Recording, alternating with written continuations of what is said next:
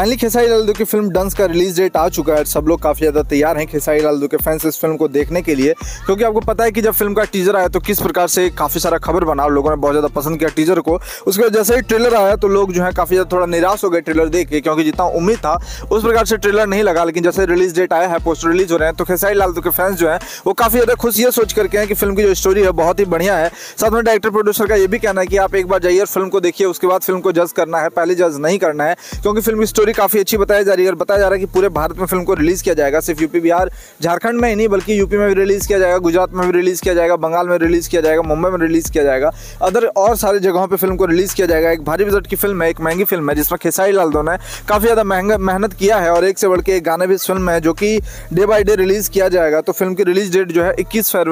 फरवरी को फिल्म को पूरे बिहार झारखंड में रिलीज किया जाएगा, यूपी में, और साथ में पूरे जहां जहां भोजपुरी देखा जाता है पूरे भारत में, जहां सुना जाता है वहां इस फिल्म को रिलीज किया जाएगा। और बताया जा रहा है कि फर्स्ट डे इस फिल्म की कलेक्शन काफी ज्यादा होने वाली है। थिएटर की संख्या लगभग बताया जा रहा है कि 100 से ज्यादा सिनेमाघर मिलने वाला है। अगर 100 से ज्यादा सिनेमाघर डे 1 में मिलता है तो फिल्म की जो ओपनिंग है वो काफी अच्छी ओपनिंग होगी, लगभग 50-60 लाख रुपए की ओपनिंग ये फिल्म करेगी। और अगर 50-60 लाख रुपए की ये फिल्म ओपनिंग करती है तो बहुत ही बड़ा ओपनिंग करने वाला फिल्म बन जाएगी, क्योंकि सोच सकते हैं जहां भोजपुरी फिल्म जो है 1 लाख 1.5 लाख से ओपनिंग करती है, 2 लाख से ओपनिंग करती है, वहां अगर 50-60 लाख रुपए अगर डे 1 में इस फिल्म की कमाई होती है तो कितना बड़ा